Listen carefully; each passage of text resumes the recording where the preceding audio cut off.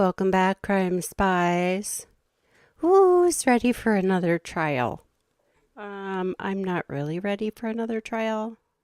Is this too loud? Is this my headphone? That's my microphone. Maybe it's my headphone that's too loud. Oh no. Oh no. Catastrophe. All right. So, you know how I told you I don't want to cover any more live trials, which I don't. But this one is just, it is the saddest, one of the saddest crimes in recent memory. Probably the most sad was the Shanann Watts, the Watts family. I just couldn't shake it. The other one was the Susan Powell murder and the two boys. This is right up there. This is Dr. Amie Harwick. She was, I think she was born, she was adopted by a family in Pennsylvania.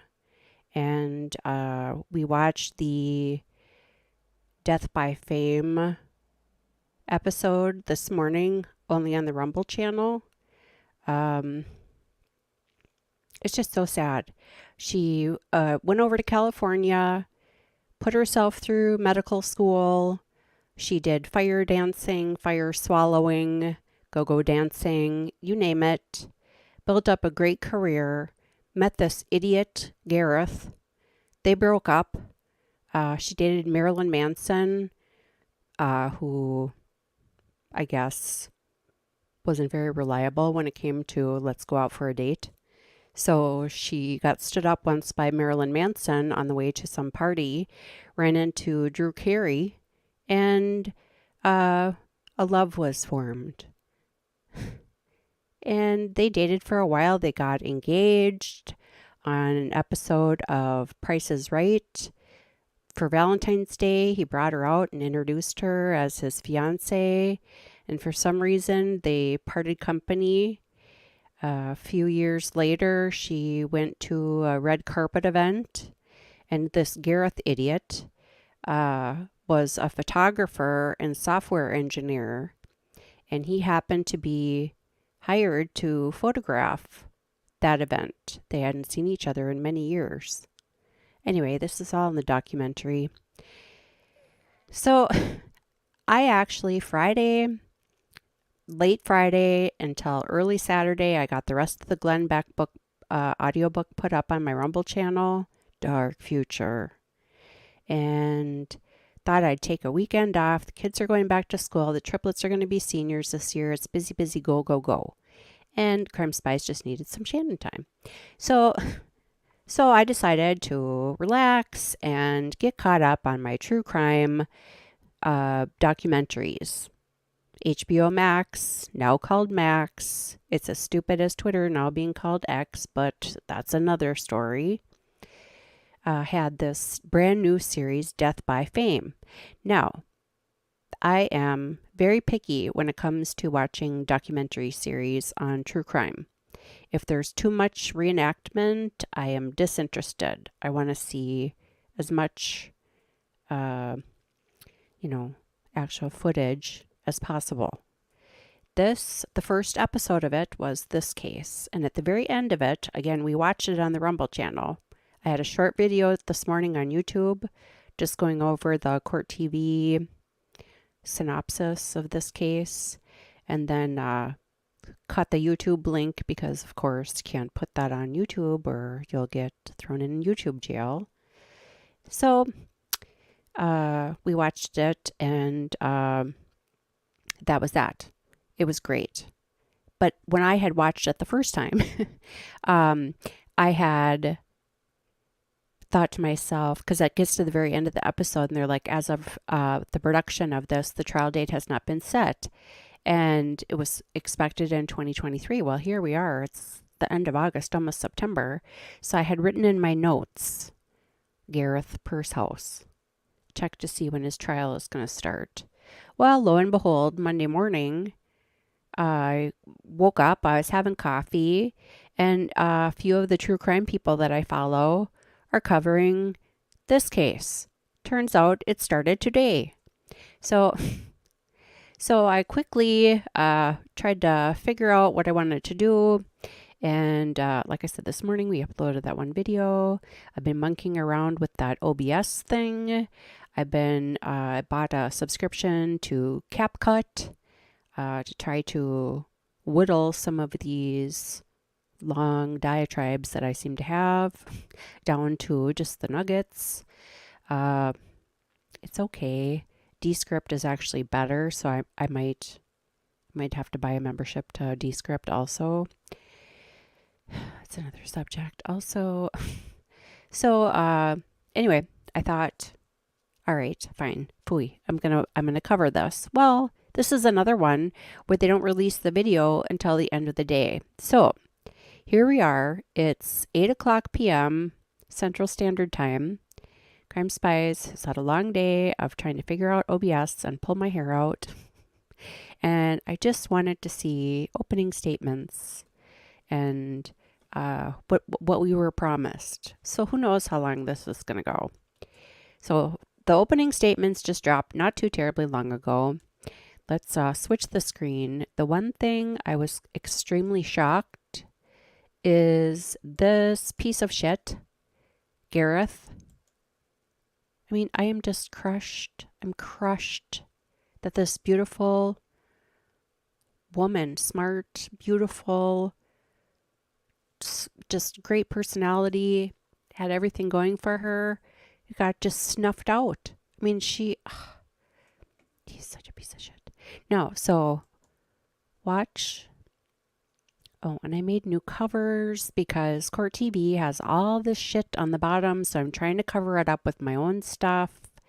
So this is not the most organized thing Crime Spies has ever done. But anyway, so I'm going to mute my microphone and we're going to watch this.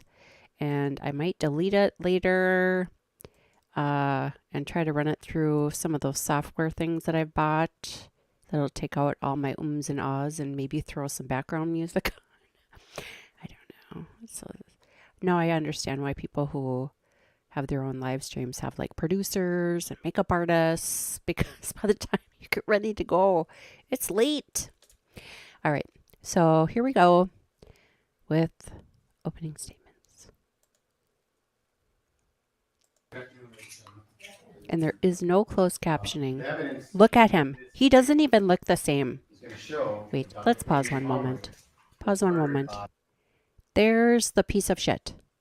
Now, if you look at, where can I easily show you this?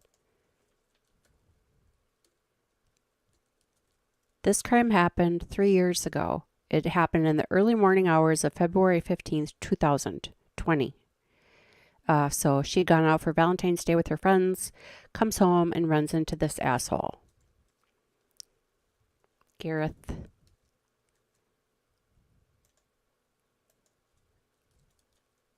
Pursehouse. Sounds like a fake name to me. Okay, so this is what he looked like. This. What does this do? This is what he looked like before. You know, good looking. Who knew he was full of crazy? And now look at him. That's the same guy. Right here. Same guy. Same guy. Same guy. After being in prison for 3 years. There he is, the piece of shit.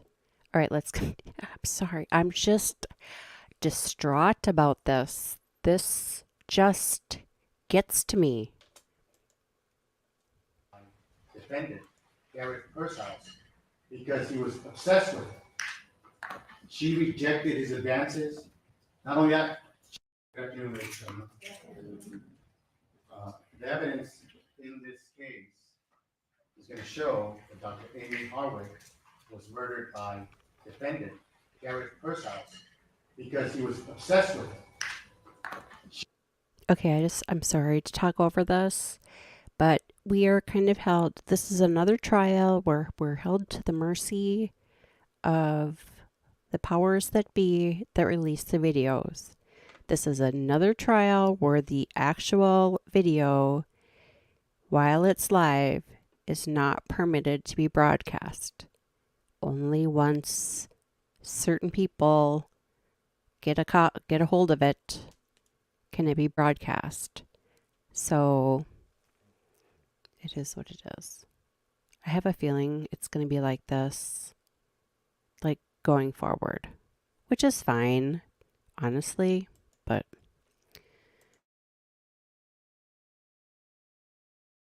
She rejected his advances. Not only that, she cut off all contact. And to punish her for that, he broke into her house on Valentine's Day.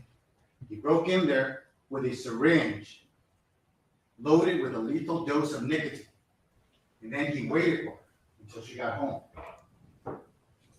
He waited there for hours. okay, don't hate me, but he's pleading not guilty. It was an accident, is what he's claiming. They just had said he entered the home with a syringe full of nicotine in the dosage that would kill a human. And how can that be well, and then you'll see, she was strangled, and then she was beaten, strangled, thrown over the balcony, down 3 stories, and then subsequently died after they brought her to the hospital. So if you show up with a syringe full of nicotine, guess what? That means that you had premeditation. I don't see how it can be any other way, just with that simple fact. For her. When she arrived, she went up to her third story bedroom and got caught by surprise by the defendant. He immediately attacked her, as evidence will show. He strangled her. And then her roommate, who was asleep in the bottom level, heard the screaming and yelled out, "Leave her alone." The evidence is going to show the defendant panicked at that moment, took Amie Harwick debilitated body over to her bedroom balcony, lifted her up over the balcony, and dropped her to her death. You can hear that she suffered injuries to her body. Her pelvis was shattered, liver damage, brain damage, and the defendant fled the scene. Now, this opening statement is a romance. It's a preview of the evidence we expect to show you in this trial. And the reason why it's good to pay attention to these previews is because when we call witnesses, we are not able to call witnesses in the order you would expect them as things happen. We're bringing in witnesses from out of the county. We have to accommodate their schedule. So you will hear witnesses who may have known something that happened later in time testify first just to accommodate their schedule. But this will help you understand the evidence and how things happen.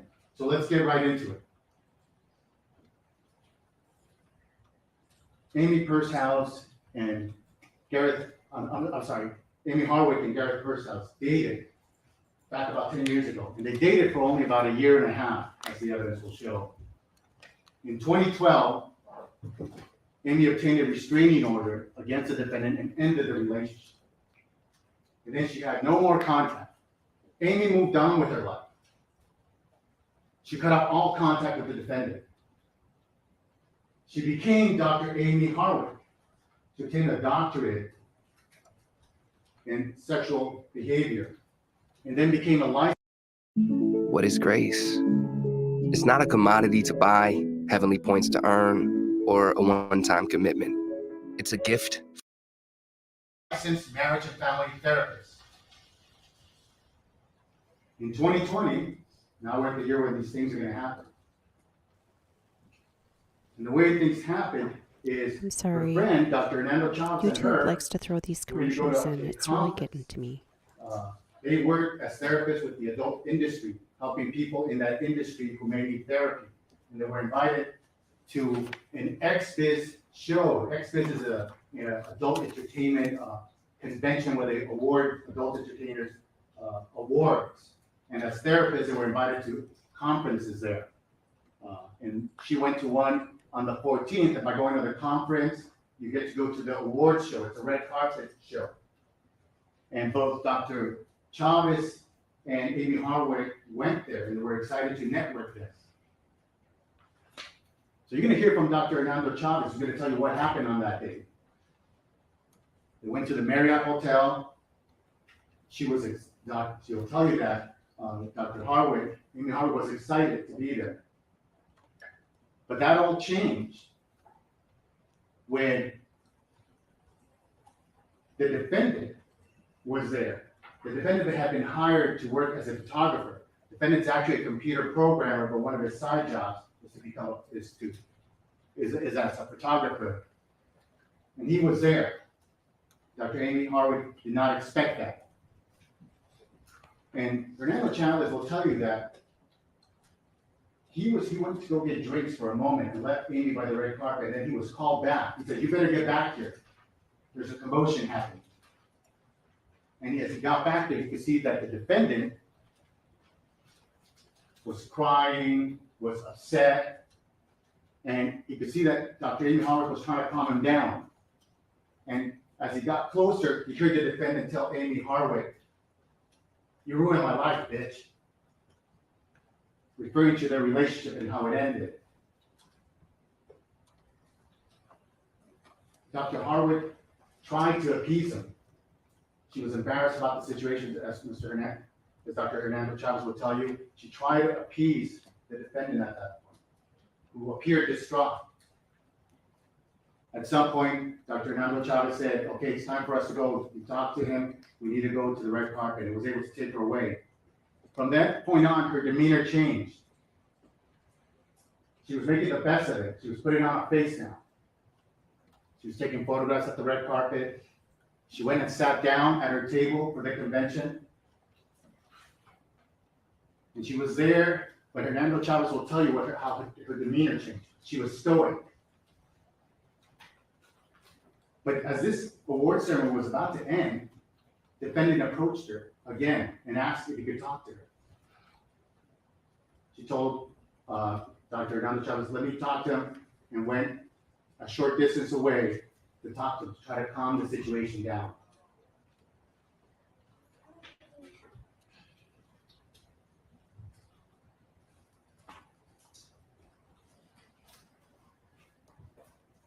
At some point, within 45 minutes of that conversation, that ended, and she and Dr. Hernando Chavez left the Marriott Hotel. They went to the parking lot, and she was supposed to go to another show, but she canceled it, said, "I'm not going there. I need to talk to you. We need to go to a restaurant where I need to talk to you about what just happened." And as they got into her car at the Marriott Hotel, she looked behind to see if she was being followed.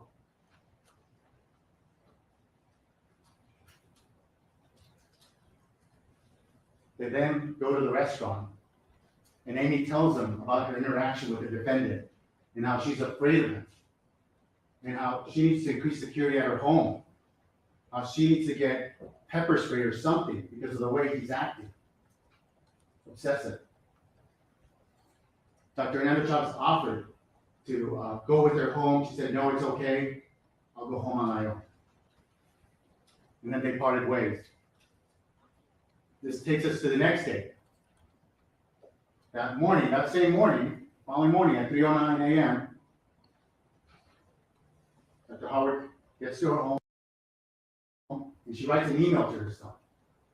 In this email, she documents what just happened with the defendant and her fears of what can happen to her at his hands. She writes, there's a date, January 17, 2020, at 3:09 a.m. "Tonight, I felt very scared. I went to the award show with Hernando. When we arrived, we waited in a very long line to do the red carpet. As we were waiting, I saw Gareth walk by with a camera. Clearly, he was working. I decided to ignore him and just not looking at that direction. I thought maybe he could not notice me.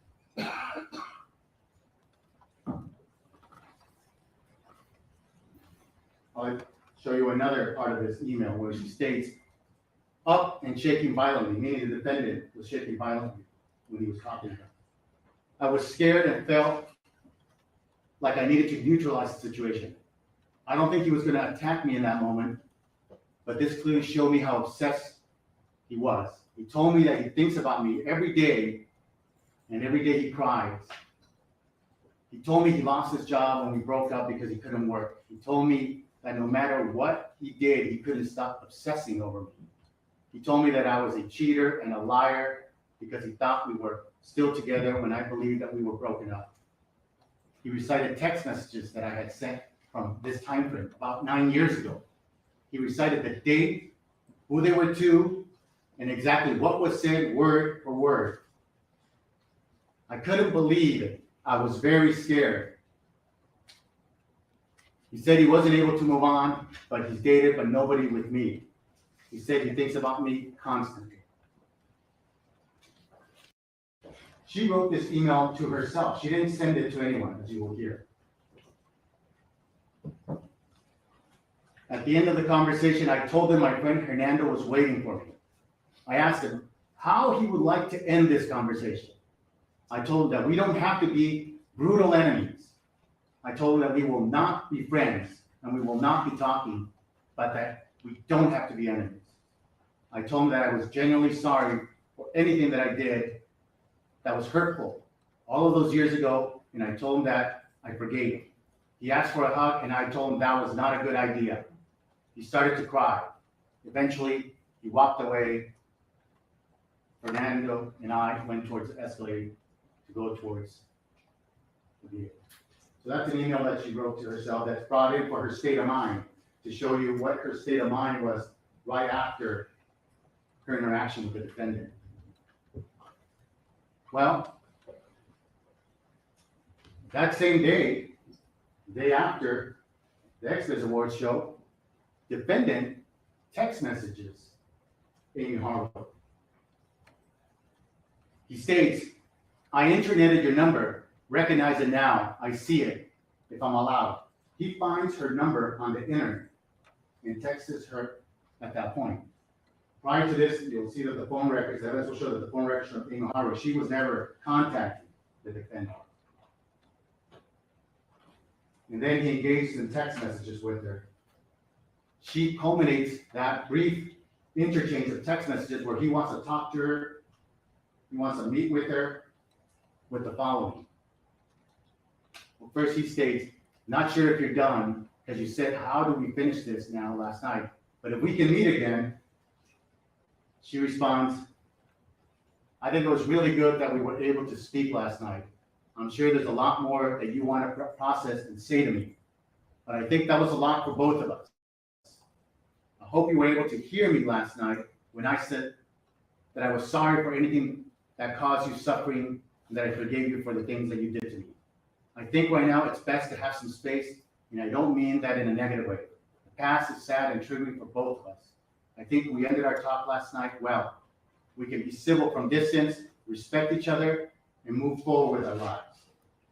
So that's what she responded to end this conversation with the defendant, but he replied, and you'll have these text messages as part of the evidence, so you're still just gone, which is exactly my nightmare, and sadly what I expected.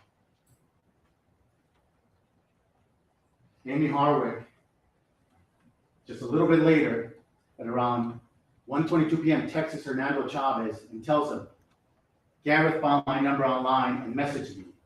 I told him I didn't want to talk and wished him the best, but his response was still obsessive and scary. Handyman comes tomorrow for more locks on my windows and ordered pepper spray.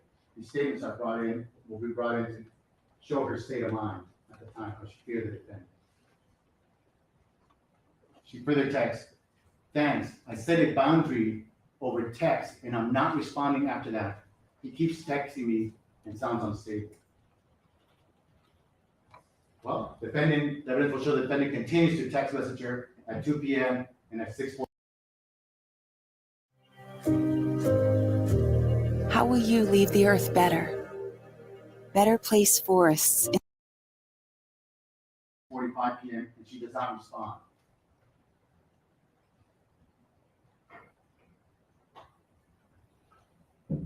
following day, she text messaged her good friend, Robert Koshland, and more statements of her state of mind.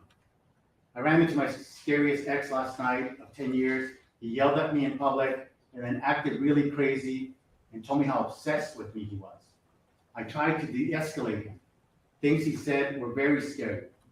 Took safety measures today, but realistically scared for my safety. It doesn't even look the same. My anxiety isn't bad now, just realistically thinking something could happen to me. Then you'll hear from Robert Koshland that she provided, she got an app where he could follow the location of her phone. She was worried because he was pretty tech savvy since he was a The following day, software on 13th, defendant leaves a voicemail message crying, asking to talk to her, that he has so much to say to her.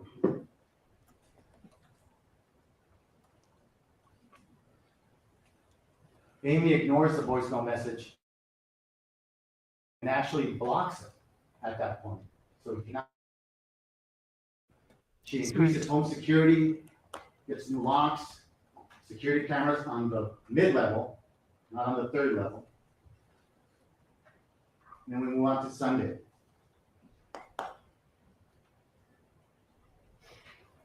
So at this point, she's blocked his number so he can no longer contact her, as evidence will show. She tells her friend Grace Stanley that she is going to get pepper spray. I blocked him through text message, but because his level of obsession, and I definitely don't think I'm in the clear. I have pepper spray at the house now. My roommate is on alert. I'm upping my home security. God. That's her state of mind at that point. She tells her roommate, Michael Herman, about her fears and to be on alert. This is the roommate who will testify and will tell you that his room is on the bottom level. The mid-level is like the living room. The third level is her bedroom.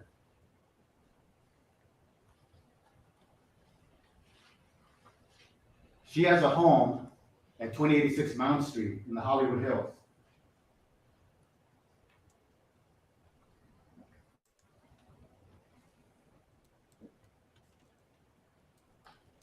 This is a 3D image of what the home looks like. So in this case, you'll be able to know the different levels of the property and where the various rooms are that are going to be relevant in this case.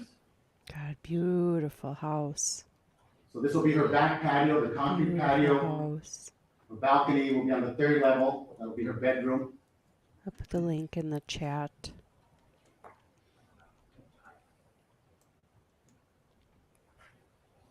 The front of the home, the garage, the media room, the TV room on the third floor, the front door, the living room, and French doors. And you'll be able to see that those French doors are recessed behind the door.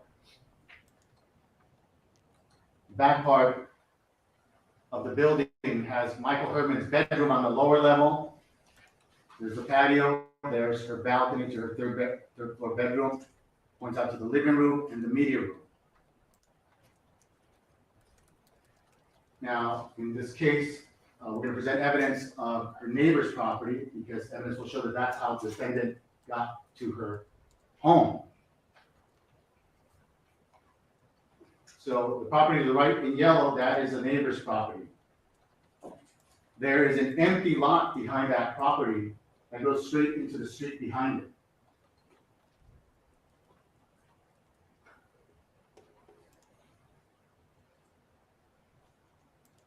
You're going to hear from one of the tenants of that yellow building who lived towards the back.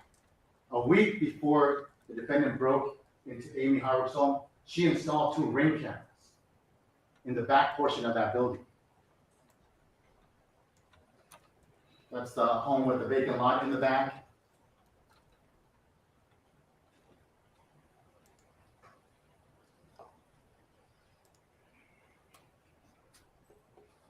Before we get I to hate that, this man. just to place the chronology here, the defendant finds her phone on January 17th. Amie blocks the defendant, and for the next few weeks, there is no contact. The defendant's not able to contact Amie Harwick until we get to Valentine's Day.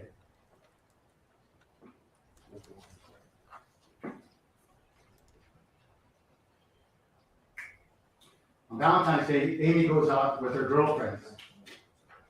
And she's gonna go out to downtown Los Angeles. And she leaves her home sometime around 7 p.m. Right around the same time, like around 7:10 p.m., the defendant is texting Natasha Polson. You're gonna hear from Natasha Polson, who will provide copies of her text messages in which she's having conversations with the defendant. And the defendant's texting her about, oh, that's totally fine, busy woman, I'm good, just also trying to get everything under the sun. So this is at 7:10 p.m. on the date of murder, or the date he's going to break into her home. The defendant's residence is in Playa del Rey, about 51 miles from Amie Harwick's home. Amie Harwick's home in the Hollywood Hills on Mount Street is 286. The vacant lot is right behind 2078 Mount Street.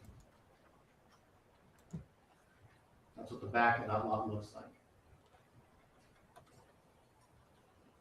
So the next video is, we're going to present it in evidence. It's to show you what those two locations look like. Amy's home and the neighbor's home, and the location of the ring cameras.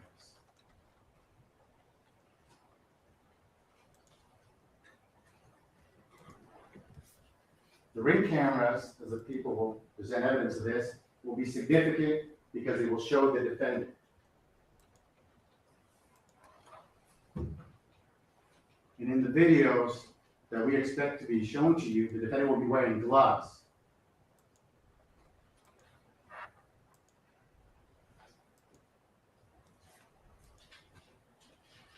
So this now shows, that's the first camera. That's on a pole. And here's a better look at that particular ring video. Oh my God, look at that. You also hear evidence that when you pull down a ring camera down for several Look what seconds, you did, you it shuts off and then it jackass. resets itself again. Second camera, just a few feet ahead. And the time of these, when Is that this his is being done on mugshot? the He's camera, it's gonna show smiling? 8:52 p.m. Sorry, but Crime Spies is going to get... I'm going to start swearing like a sailor, I'm sorry, but he is just a piece of shit.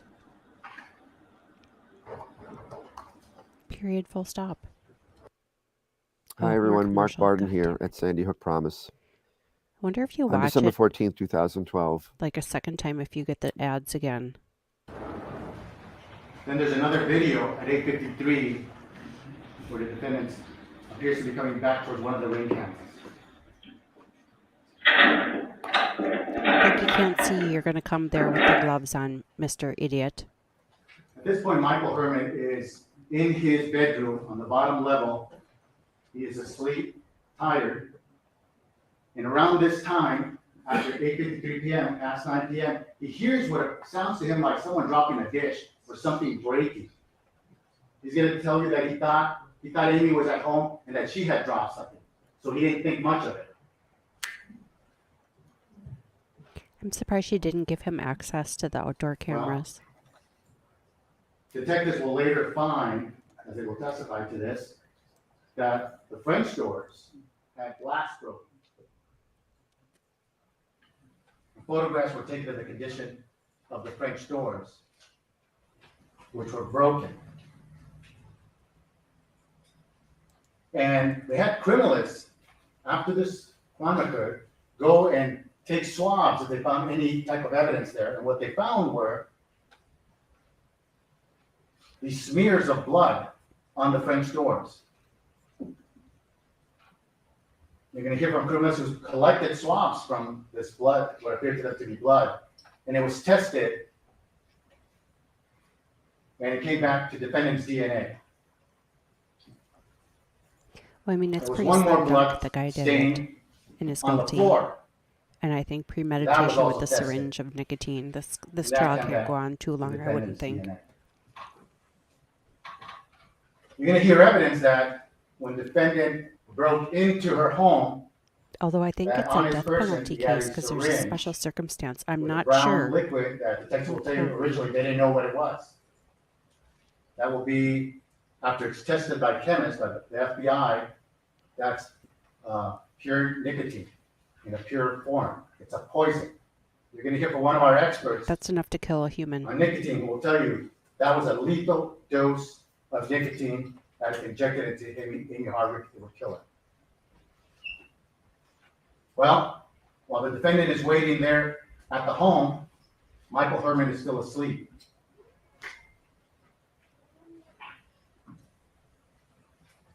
I want to show you what the upper level of this home looks like.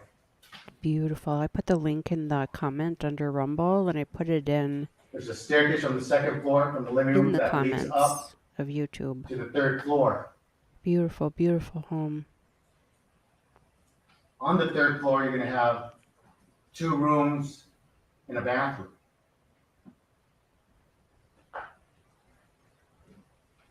Towards the bottom of this, what's shown here, you're going to have the TV room, otherwise known as the media room. Then you're going to have a bathroom and a hallway in between that room and Amie Harwick's bedroom. And then you're going to have the balcony, and over to the left is her walk-in closet. So Amie is with her friends at this time. She's enjoying her evening, but then she's going to leave her friends at about 12:30 a.m. You're going to hear from her friends in this case. Yeah, they went to a She Valentine's arrives party. home and parks her car in her driveway and sends a text message at 1:02 a.m. to Sarah Rollins. Send me the pics on the green couch, which she sends at 2:05 a.m. Amie Harwick will not get to see this Yeah, text those message. pictures were coming through while So she was being after sending that murdered. text at 1:02 a.m., Amie Harwick makes her way into her home. But as evidence will show, even officers who appeared at the scene when they were there that night missed the damage to the French doors. It wasn't readily visible as you go in through that front door. At that time, at around 1:02 a.m. that night, Amie Harwick, when she entered her bedroom, was 38 years old. Defendant Gareth Pursehouse was 41 years old. She was 5'5". Defendant was 6'4". She weighed about 118 pounds, and he weighed about 230 pounds. So there is no video of what happened on that third floor, but the circumstantial evidence that we will present in this case will show you that her jacket was found in that media room. The necklace she wore that night Scattered all over broken the floor. It and was in like a the corner rosary. of that media room. That Michael Herman will testify that he woke up to her screaming and to her being thrown down to the ground. Or what sounded to him like someone was being thrown down to the ground. From the staircase, he yelled out, "Hey, motherfucker, leave her alone." He didn't know what was happening. He's going to tell you that he didn't know if someone had a gun or what did they have. And that in a panic, and he wanted to go get help. And he ran to the side of the home to go get help. I think he knocked on several He actually neighbors' jumped doors. over the gate that was locked and cut himself. And about, I went away to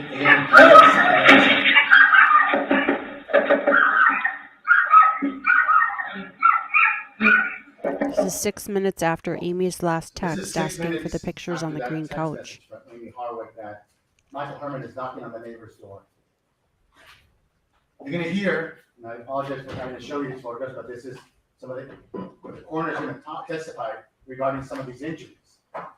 That Amie Harwick sustained injuries consistent with manual strangulation, which was also He won't even contributing look factor at to the her death. autopsy pictures. Coward. She also had assaultive injuries. Injuries on her neck, particularly strap muscle, hemorrhage, are consistent with manual strangulation. Injuries of her extremities, particularly her fingers and hands, Strings. are consistent with the combination of defense and assault type wounds. My picture is Suggestive of just an covering up the altercation. law and crime thing. Also, in that hallway Okay, between overdose. the media room and her bedroom, the first officers arrived found what appeared to them to be a pool of urine.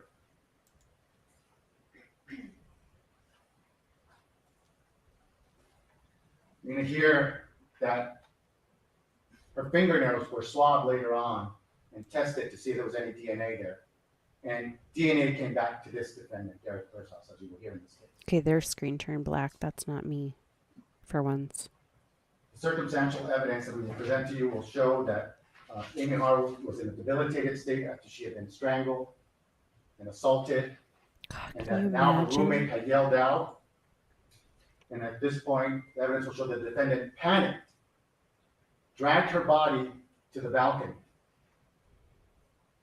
opened the door with whatever blood he had on his gloves from having hit Amie Harwick,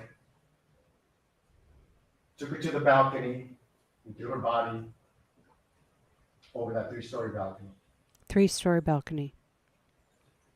The evidence will also show that a syringe was dropped right there at that balcony.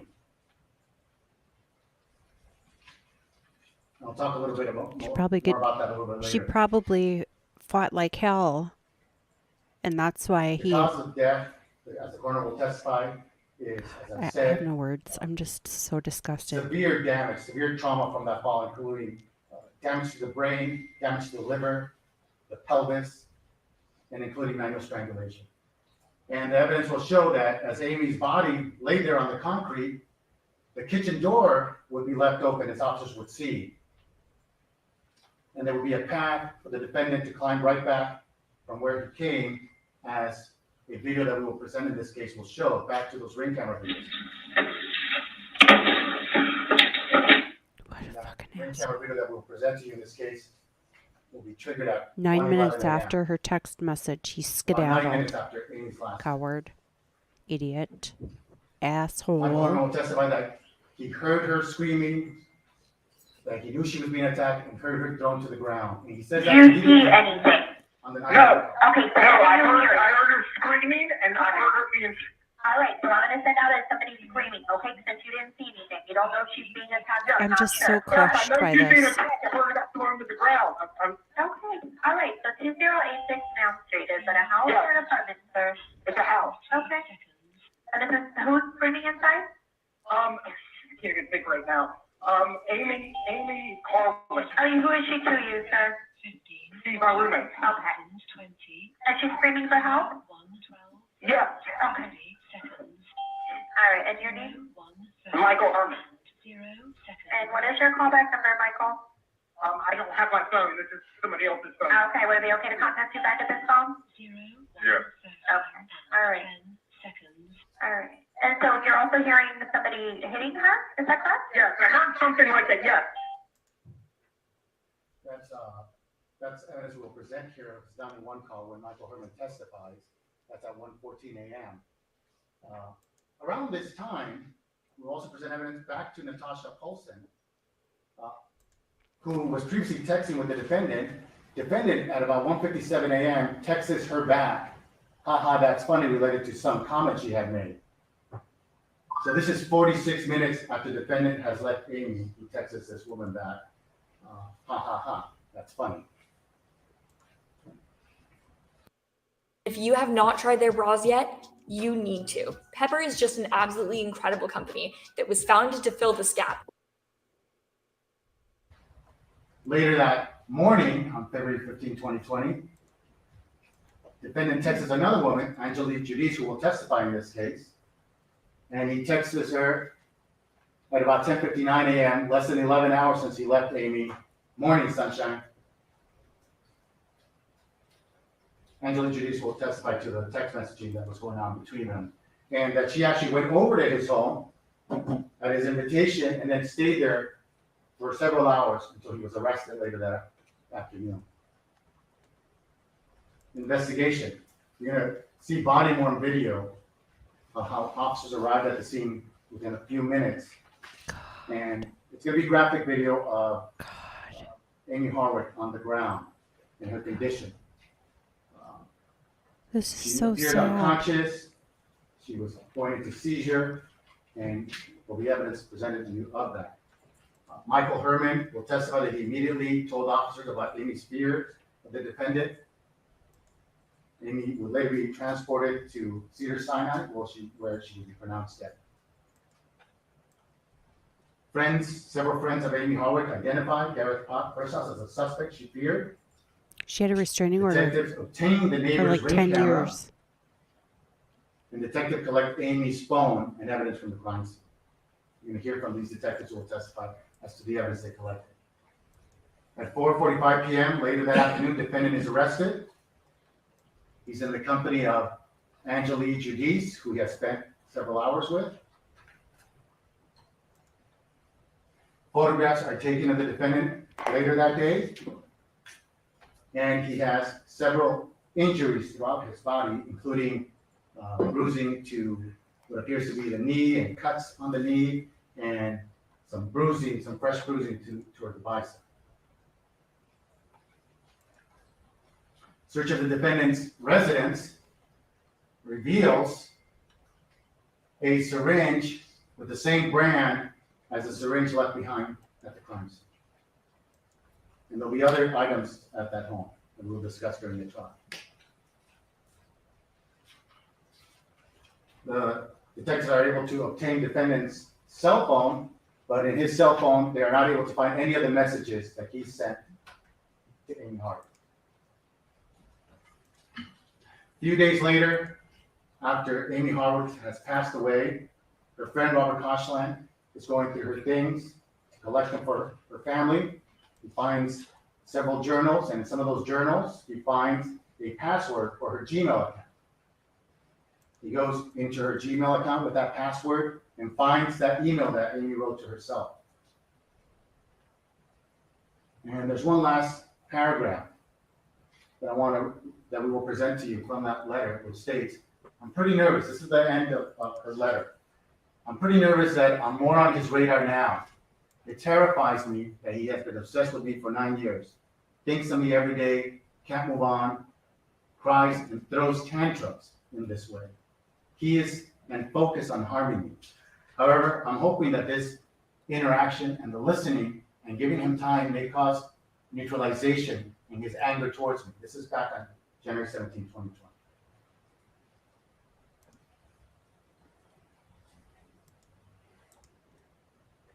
Lastly, this is my last slide. This is my second to last slide. Detectives try to get the liquid in that syringe tested. And you're going to hear testimony that they send it to the LAPD labs and they're not able to first determine what that is. It's not a controlled substance, meaning it's not a methamphetamine, heroin, what have you. You can even hear in the body-worn video some officers who found it that night, that morning, thinking that it's heroin. They had to send the liquid from that syringe to the FBI to have a more comprehensive test. And there, the FBI determined that it was nicotine in a pure form. Then you're going to hear from our expert, Dr. Benowitz, who's going to tell you that amount of nicotine in that pure form, if injected into Amie Harwick, would have killed.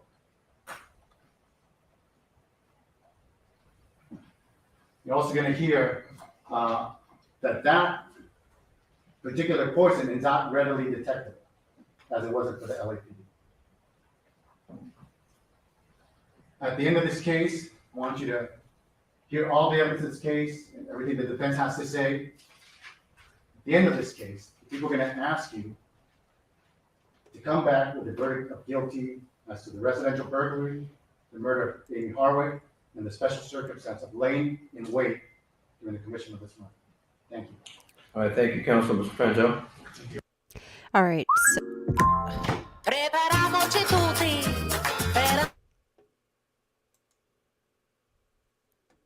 All right, people. They just posted the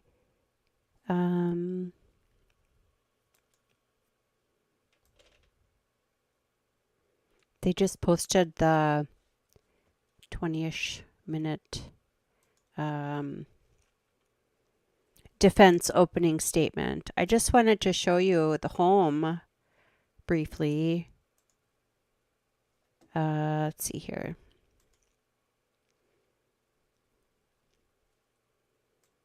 Look at how beautiful this house is. It was sold November 19th, 2020. So about 9 months after her death. Look at how beautiful. Look at how cute that is.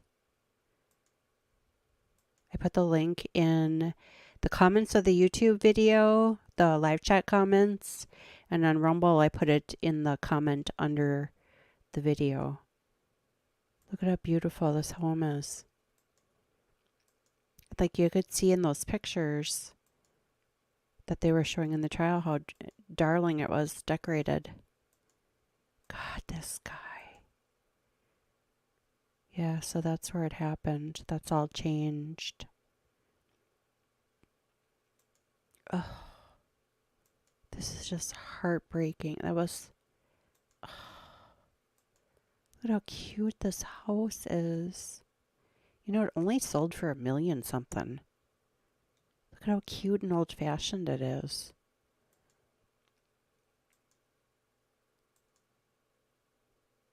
Oh, that's the little sitting room that was off her bedroom. Oh, look at how cute. She probably did her little YouTube videos in there. That must have been the roommate's room. Look at the cute little backyard.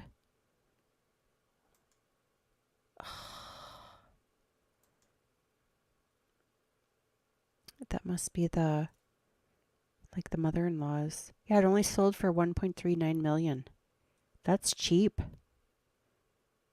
That's cheap for Los Angeles.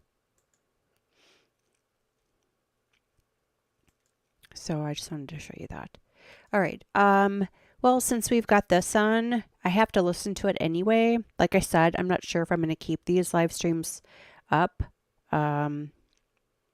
or if I'm going to just pilfer stuff off of it and do the recap ones. But this is, I mean, he's going to be found guilty. I can't see how in the world they're not going to find him guilty. Number one. Number two, I do need to check because I thought I heard someone say that the death penalty was on the table. They don't have, okay, yes, it was. It was on something I watched. They don't have they do have the death penalty in California, but there has to be a special circumstance involved. And this particular case does have a special circumstance attached to it. So I believe he can get the death penalty. Now, whether or not California will actually execute him, that's another matter. All right, well, let's see what kind of defense he's going to put up here. Please give me a chance to just say it. Oh, sorry. So I could have... Again, we are at the mercy of the little drips and drabs that they give us. So if the beginning of this is cut off a little bit, that's just how it is here. I have so much I need to say. Please give me a chance to just say it. So I could have just said it. Please. Please. Can we meet again? It feels the same as when I wrote you. That long list of what I would miss about you and heard nothing back. Just reaching out into the darkness, trying to stop falling. I wish I could do something more. But reaching out to you is a crippling action that I had actually contemplated over the past few months. Just to say to you the word help. Admitting to you how hurt I am is so embarrassing and painful, which demolishes me even more. Please don't vanish on me. Please, please, don't let me go through that again. Please call me. These are the messages that Gareth Pursehouse sends Amie Harwick after unexpectedly running into her after having not seen her for nearly 8 years. Running into her out of the blue on January 16, 2020, So sent it him was a into chance deep, encounter. Damn. debilitating depression that he was not able to overcome. He was begging with her for help. He was begging and pleading with her for a chance to talk to her. She talked to him at the thing. The evidence will show that running into her at that event sent him into a thick fog of depression and made him feel that the only way he could get relief from that pain was to go to talk to her. The ultimate answer. Go talk to her with a that syringe you, of ladies and nicotine in your gentlemen, pocket. are asked. Good one. Sorry, the ultimate question that you will be asked to answer is what Gareth Pursehouse intended to do when he broke into her house on the 14th of February in 2020. The evidence will show that he was reacting from within this fog of depression, and that he was going to talk to her. That his only intention that night was to speak to her. The evidence Yeah, will with show a syringe of nicotine. that he never intended on What a killing her. piece of shit. The evidence will show that he is not guilty of first-degree premeditated murder, and he is not guilty Lies. of All the lies. special Guilty. circumstance of lying in Death wait. penalty. Amie Harwick and Gareth Pursehouse Okay, they keep had a calling her romantic Amie relationship Pursehouse. from 2009. He should be This sanctioned. began in 2009. They lived together for a little over a year until sometime in 2011. When they So this split happened up, 9 years after they Gareth broke up. Pursehouse was never the same. Losing piece of shit. Amie Harwick I gotta make sure Lily's sent watching him this. into a debilitating, crushing depression. It made it hard for him to function. He even lost a job that he had at the time because of that. The heartbreak that he suffered changed him. He tried to move past it, but he couldn't. He tried to move alongside it I can't imagine by trying to seeking defend this asshole. release through exercise, travel, dating other women. But those were only temporary respites. Those didn't work. He distanced himself from other people. He wouldn't let himself become emotionally vulnerable with other women. He had suffered, the threshold had been reached of his heartbreak, and he couldn't risk another one. Gag me. He wouldn't survive it. So when he sees Amie Harwick on the red carpet, or waiting for the red carpet, at an event that he had been working for many years as a side gig, photographing attendees at this award ceremony that happens every year in downtown Los Angeles, he completely loses control of his emotions. He literally falls to the floor, and he's hyperventilating, he's sobbing, he's shaking, and with Amy's encouragement, he's able to stand up, and the two of them walk off and talk.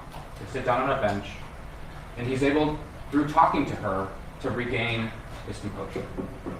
After about 30 or 40 minutes, Miss Harwick's friend, who she came to the event with, Fernando Chavez, comes up to the two of them and says, "Hey, the red carpet's about to close.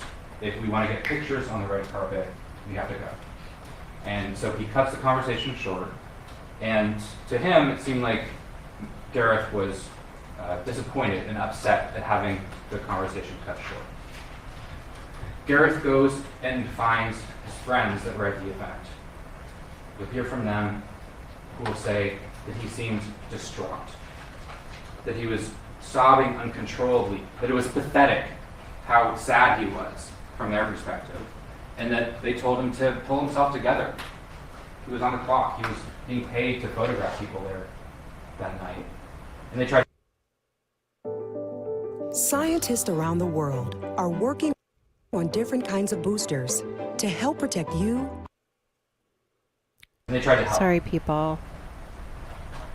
Later that night, Gareth walks up to the table that Fernando Chavez and Amie Harwick were seated at during the program of the event. he kneels down and he whispers, "Can we talk again tonight?" Amie says, "Okay." Shortly thereafter, the two of them will go back and sit back down on the bench and talk again, a second time. At some point in the conversation, after about 45 minutes, Ms. Harwick tells Gareth, "Look, I have to go meet my friend, Fernando Chavez. I have to go." He asks if they can meet again and continue talking. She says that's not a good idea. The next So she day, gave him 2 times. the 17th, the text messages that I read in the very beginning are sent by Gareth to Amie. He's pleading with her. "Please, I need to talk to you again. I need to continue this conversation." The following day, on the 18th, at about 4 p.m., he leaves her this voicemail. Oh, God.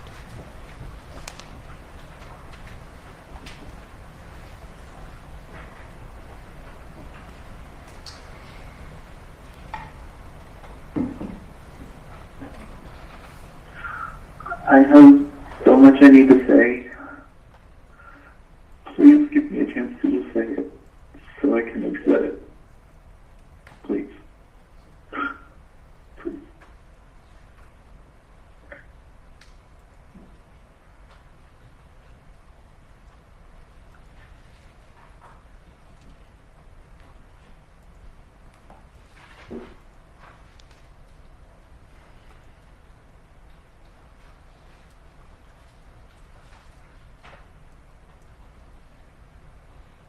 Ms. Harwick didn't respond to his pleas for help. Oh, gag me. In the days after this encounter, a friend of Gareth's notices that he seems depressed. Elmira Minnesota. To her, it seems that he's down, he's depressed, and so she asks him, "Are you okay?" He says, "I'm rarely okay." He describes his state of mind as if he was having a chain pulling down on him that he likes to, or that he pretends doesn't exist, but that cripples him in so many ways in life. Ms. Minnesota is concerned. Ms. Minnesota is concerned that he might hurt himself. Ms. Minnesota suggests things that he could do to try to alleviate this pain and get over this heartbreak and move past this depression. But because of the depth of depression that he was in and the state of mind that he was in, the only thing that he felt he could do in that moment to seek any sort of release from this depression was to talk to Amie.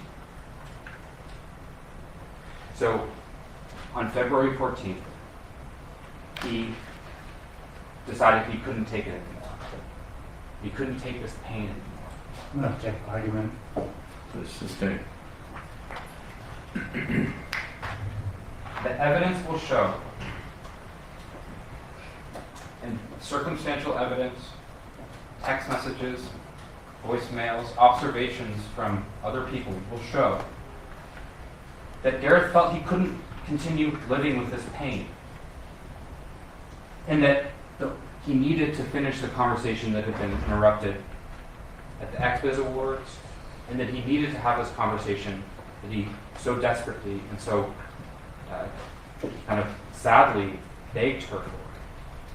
And that if he wasn't able to have this conversation, that it wasn't worth living, that he wouldn't be able to continue carrying on. I'm going to check foundation and Sustain. While in this grip of utter despair, he grabs a nicotine-filled syringe from his house. All right, let's approach. Oh, great. We've got this already. As Mr. Avila said, Oh, it looks like they edited it out. Okay, well, that's good. There is evidence that Mr. Pursehouse possessed a syringe, brought it from his house, and brought it to Ms. Harwick's house. You will hear testimony from the officers who searched the house that they found it on the balcony. And they found it still with its cap on and still with liquid inside. One reason, this is a piece of circumstantial evidence that you will hear a lot about later on in this trial, that now is not the time to get into. But this is a piece of circumstantial evidence. One reasonable inference of him bringing the syringe to her house and inside of her house is that he intended to kill her. Another reasonable inference is that he brought it intending to kill himself. The circumstantial evidence, the messages he sent, the voicemail he left, the observations of other people at the XBiz Awards, the observations of Ms. Minnesota will show that he was in a depressed state of mind. Now, he breaks into her house in this state of mind, and he is waiting there for hours so that he can have this conversation. When Ms. Harwick comes home, there's a struggle. As Mr. Avila said, Michael Herman is her housemate. He lives in a room that's on the ground floor. It has a door out to the balcony. And he wakes up to a scream. He wakes up to what he thinks is Amie Harwick screaming. At first, he thinks it's the kind of scream that you would make when you see like a mouse or a cockroach or something. But then he realizes, no, she's continuing to scream. So he gets out of bed and he walks over, or goes over to the foot of the stairs, and he shouts up once, "Amie!" He continues to hear sounds, so he goes into his room and looks for his keys and his phone, which he can't find. He's continuing to hear sounds from above, and he goes back to the foot of the stairs, and he shouts up in up the upward direction, up towards her room on the top floor, "Hey, motherfucker!" And then he runs out through the patio, around the side of the house, through the front courtyard area. And because he couldn't find his keys and his phone, he has to climb up and over this wrought iron fence. He goes and he knocks on neighbors' doors, trying to get help, but no one opens their doors. He eventually sees a stranger walking down the street, and he asks the stranger to use his phone. The stranger calls 911, and the police arrive. 2 officers arrive after a brief discussion with Mr. Herman. The 3 of them climb up and over the wrought iron fence. They go back down the side of the house, and when they round the corner into the patio area, they see Ms. Harwick. She's face down. She's non-responsive, gravely injured, but still alive. She's beneath the balcony, which is a little over, the floor of the balcony is a little over 20 feet above the patio where Ms. Harwick was found. And, they take Ms. Harwick to Cedars-Sinai, where doctors try to save her life and are unsuccessful. And she tragically passes away that night. You're going to hear from Dr. Scott Luzzi, who performed the autopsy. And he's going to testify that he formed an opinion as to the cause of death. And that the cause of death that he opined, based on his autopsy, was blunt force trauma to the head and torso. That he also found evidence of manual strangulation, and he also found evidence of an altercation with injuries consistent with defensive and assaultive wounds. You're also going to hear from forensic scientist Bob Mallett. He is a accident reconstructionist, and he's going to testify that he performed a fall analysis, that he used what's called finite analysis to look at the possible ways in which Ms. Harwick could have arrived in the location that she was at. He's going to talk about the investigation that he did of the scene, He's going to talk about all of the video, photographs, and documents that he reviewed of the police investigation. He's going to talk about how how one can use mathematical equations and scientific principles based on physics and biomechanics to look at the parameters of where someone came to rest and look at their center of mass and their location and orientation and relationship to the things that are in that space, such as, in this case, the balcony, the awning, the house, to identify the possible starting points that could have resulted in her place of rest. And you're going to hear from Mr. Malik that he was able to exclude a number of scenarios, and he was able to identify a number of possible scenarios, two of which are likely. And you're going to hear from Mr. Malik that one of those likely scenarios is that she was hanging from the outside of the balcony. Objection. No, but the court stated that it would allow the possible scenarios. Go ahead. Right. You'll hear this in great detail from his testimony, how he excluded certain scenarios, how he arrived at other scenarios, and from within those whittled down the scenarios to what are likely based on the science. And one of them is that she was hanging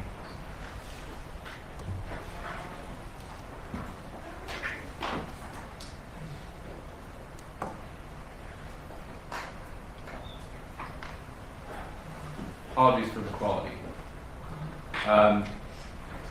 You'll see still images using these mannequin dummies like this, and then you also see a video representation that corresponds with the calculations and analysis that we did. And you'll see, you'll hear from him and explain the foundation and basis for this, but he'll explain how one of the likely scenarios is that she was gripping the balcony railing with either 1 or 2 feet, using the awning to brace her weight, and fell from that position. You're also going to see a photograph of damage to the awning.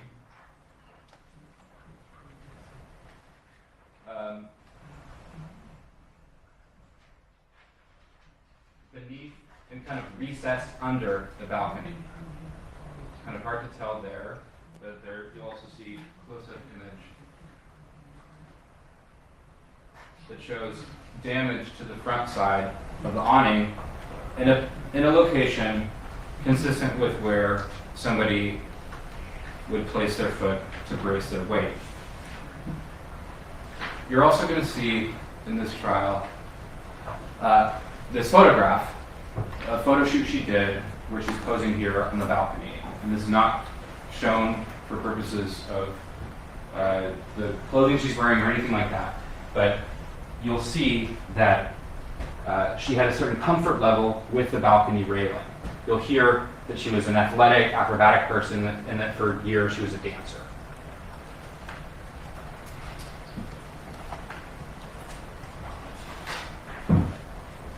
This is where they're going.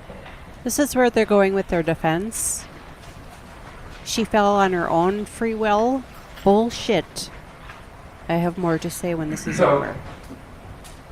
In this trial, you will hear testimony and you will see evidence presented before you that shows you that one likely scenario for how Ms. Harwick came to rest where she did in the patio is that she comes home, encounters Mr. Pursehouse, screams, waking up Michael Herman, causing him to go to the foot of the stairs. He shouts up at them. Upon hearing him shouting up, a struggle occurs between Ms. Harwick and Mr. Pursehouse. In a panic, she runs through her bedroom to her balcony, climbs up and over the railing, attempts to lower herself or climb down, and is unsuccessful and falls. the evidence will show that, yes, Gareth Pursehouse was waiting in her home.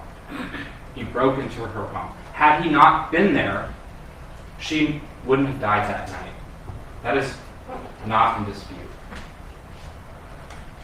He set a chain of actions into motion that led to her death. But the evidence will show that he never intended on killing her. At the end of this trial, the defense is going to ask you to convict him of a crime that fits the circumstances and facts of this case. But the evidence will show that he is not guilty of first-degree premeditated murder, and that he is not guilty of the special circumstance of lying in wait. Thank you. All right, thank you, counsel. Are you prepared to call your first witness, counsel? Yes. You may. We'll call Rebecca Kimball. All right.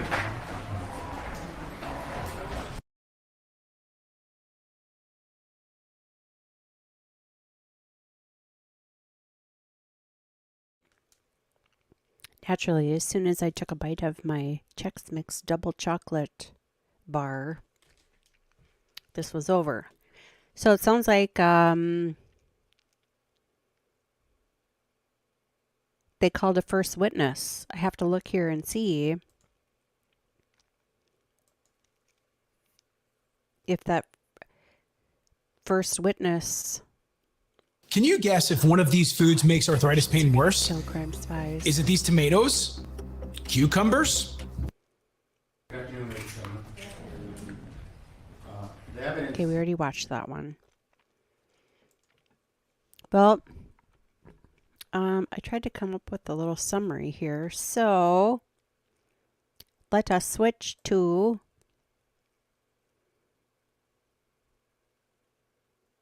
there are little tiny bugs flying around here. I'm wondering why. They're like little teeny tiny black bugs. They give me the heebs. All right, so let's go over a few facts here while I stall for some time to see if they're going to put up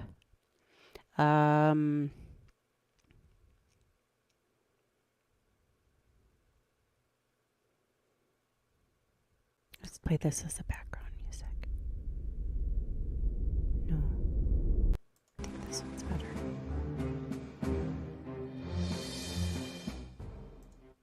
That might be too much.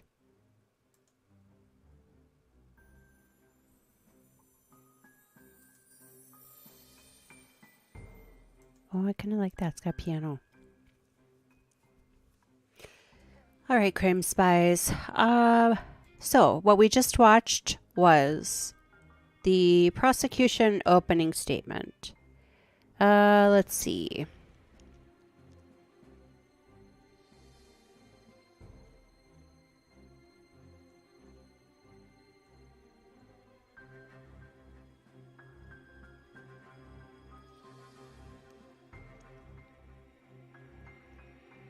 So let's see.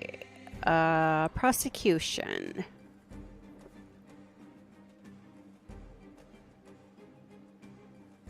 What would be the best way to read this? So the prosecution basically said that evidence in the case will demonstrate that Dr. Amie Harwick was murdered by the defendant, Gareth Pursehouse. The motive behind this crime was the defendant's obsession with Dr. Amie Harwick. She had rejected his advances, cut off all contact. She had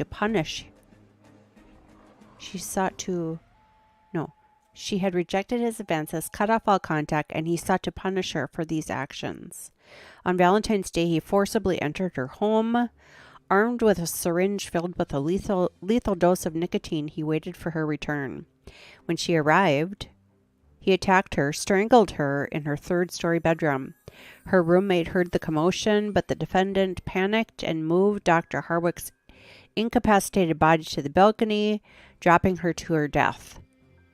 The injuries she suffered were extensive, including shattered pelvis, liver damage, and brain damage. Let's see. It's a preview of the evidence that they intend to present, highlighting the defendant's actions and Dr. Harwick's state of mind leading up to the tragic event. It's crucial to pay attention to these details to understand how events unfolded. The evidence will reveal a pattern of obsession, fear, and ultimately a brutal crime committed by Gareth Pursehouse. Amie's background and relationship with the defendant, they dated about 10 years prior, for about a year and a half. They broke up sometime in 2011. In 2012, Amie obtained a restraining order against Gareth, ending their relationship. Amie moved on with her life, cut off all contact with him, and pursued her education and career. She worked her fanny off, taking jobs, eating fire, and go-go dancing, and what have you, to pay her way through school. Amie and her friend, Dr. Hernando Chavez, attended an adult entertainment convention the night that she ran back into Gareth.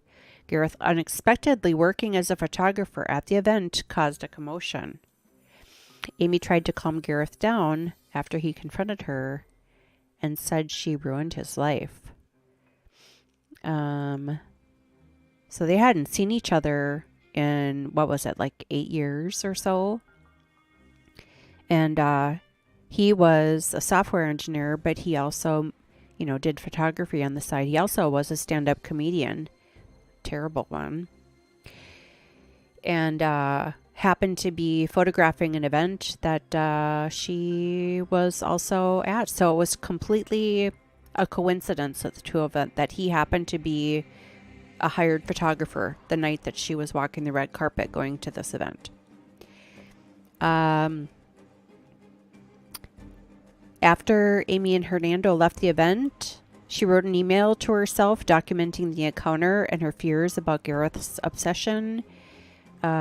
She increased her home security measures, obtained pepper spray, and informed her roommate.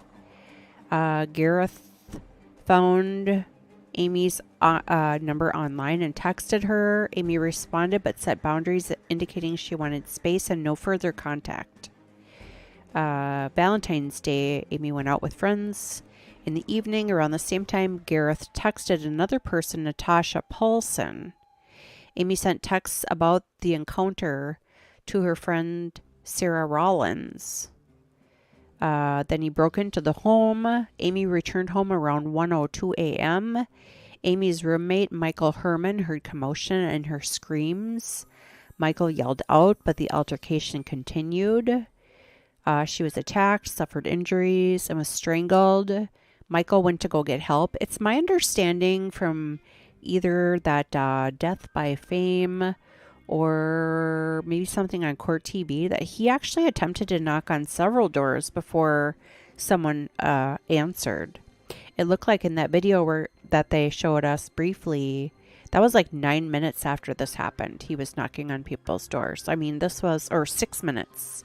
It was 9 minutes when you see the little coward Gareth take off. Michael went to get help. Detectives later discovered evidence of a struggle in the hallway. He moved the body to the balcony. He dropped her over the balcony, causing fatal injuries. Michael called 911. Amie was found by responding officers unconscious and severely injured. Attempts to save her life were unsuccessful, and she was pronounced dead at Cedars-Sinai. Gareth contacted another woman, Angela Judas. Later that day, he was found with injuries when arrested. Evidence collected from his residence included a syringe and other items. It's also my understanding that, it was a set. He had a set of syringes. He had one in his pocket and then several at home. So, Now the defense,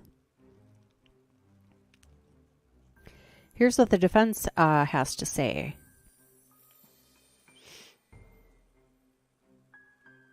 So they read this, I don't know if it was a letter, email, whatever. These are the messages Gareth sent to her after unexpectedly encountering her, having not seen her for nearly 8 years, running into her on January, 16th, 2020, plunged him into a profound and paralyzing depression that he couldn't overcome. He sought her aid, desperately asking for the chance to converse with her. The evidence will reveal that running into her at the event triggered a heavy fog of depression, compelling him to believe that speaking to her was the sole way to alleviate his pain. The central question you will need to address is what Gareth Purshouse's intent was when he entered her house on February 14th, 2020. The evidence will illustrate that he was acting from within the grip of his depression and that his sole intention that night was to talk to her. Bullshit. I think they said the syringe with the nicotine wasn't for her, it was for him. He was going to commit suicide in front of her. Well, that would have saved us all some grief now, wouldn't it? I'm sorry, but no, I'm not sorry. I'm not sorry. This guy is a awful, evil person. Oh, and I did catch this at the end of the, that last video we watched. Remember I had said California does have a death penalty if there's a special circumstance attached to it. The special circumstance is lying in wait. So because he was lying in wait for her, broke in the house, waited for her to come home, that's the special circumstance that could make this a death penalty sentence. Say a prayer that happens. No, I'm not sorry. I'm not sorry. I'm not sorry. This guy's a jackass. He never had the intention to kill her, and he's not guilty of first-degree premeditated. Okay. Or the special circumstance. Oh, it's right there. They had a romantic relationship. Okay, well, we don't need to go with that. Breakup had a profound impact on Gareth, leaving him in a state of debilitating depression. He struggled to function, even lost his job. Okay, well, that happens to a lot of people. Everybody's been broken up by someone that they were in love with.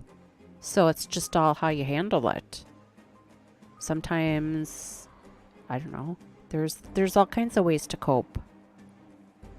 I would say something right now, but I'm not going to because my daughter will probably listen. But I'm not going to say. Never mind. The best way to get over an ex is to get under someone else. I don't know. I think that's how it goes. Okay, so continuing. He struggled to function. Okay, the heartbreak he endured changed him. Blah, blah, blah. Okay, we've already gone through that. So, the strategies. Lack of premeditation and intents. The defense aims to establish that Pursehouse did not have premeditated intentions to kill Amie Harwick.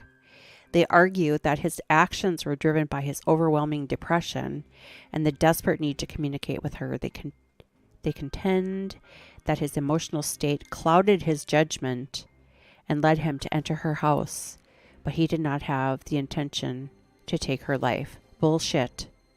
Okay, continue. Diminished capacity due to depression. The defense may present evidence to highlight the debilitating nature of Purshouse's depression. They could argue that his mental state impaired his ability to think clearly and rationally, which affected his capacity to form the intent required for first-degree premeditated murder. Bullshit.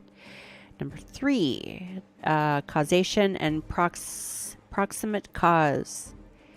While Pursehouse actions triggered a series of events that led to Amie Harwick's death, his primary goal was not to kill her. They could assert that the cause of her death was not a direct result of his actions, but rather an unintended consequence of their interaction. Bullshit. Okay. I do have my bullshit thing. Where is it? I call it bullshit. Here. Does it work? Oh, it does. I made it transparent. Whee! Okay. The the defense could argue that Harwick's fall from the balcony was a tragic accident or an unintended outcome of their struggle. I call bullshit on that, too. They may contend that Pursehouse did not foresee or intend for her to fall, and therefore he should not be held responsible for her death as a premeditated act of murder. Well, gee, when you pick someone up after you strangled and beat the shit out of them, and yeet them over the edge of the friggin' balcony, I call that, what was he doing? Gonna go serenade her and do like some kind of friggin' dance out there on the patio? Like Lady and the Tramp or what? God. Okay. Mental state defense. The defense, Purshouse's mental state and emotional instability could be factors that influenced his actions. They could argue that his actions were impulsive and driven by a momentary lapse of judgment due to his mental health struggles. Self-harm is primary intent. Purshouse's initial intention was to harm himself, and that he brought the syringe with him as a means of self-inflicted harm rather than intending to harm or kill. Again, bullshit. Oh my God. They're going to call some character witnesses who knew Pursehouse and Harwick to testify about their relationship dynamics, Purshouse's emotional state and his overall character, evidence to demonstrate that Pursehouse was not a violent or malicious person. Bullshit. May introduce expert testimony to challenge the prosecution's theory about the fall and the events leading to her death. They might present alternate scenarios or interpretations of the evidence to cast doubt on the prosecution's version. So ultimately, the defense's strategy appears to resolve around establishing that while Purshouse's actions were a factor in Harwick's death, he did not have the intention to premeditate and commit murder. They will likely aim to convince the jury that Purshouse's mental state, emotional turmoil, and the circumstances surrounding their interactions should be taken into consideration when determining his culpability. God. All right, let's see if they have any more dribbles of footage. They do not.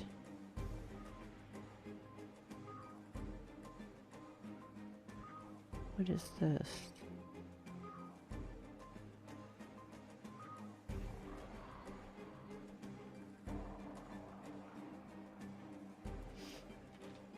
Oh, just to remember. Okay, well, 2 hours ago. I wonder if they're just going to release it tomorrow. Actually, I'll do one more video. This is from... Okay, so...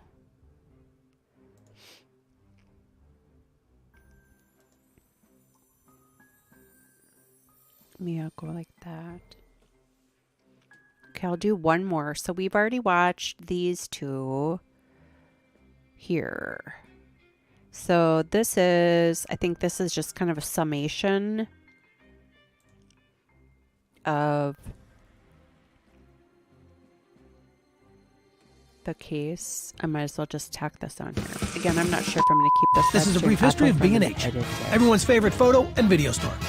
The year was 1973. Or should I just keep them in? Photos from the show.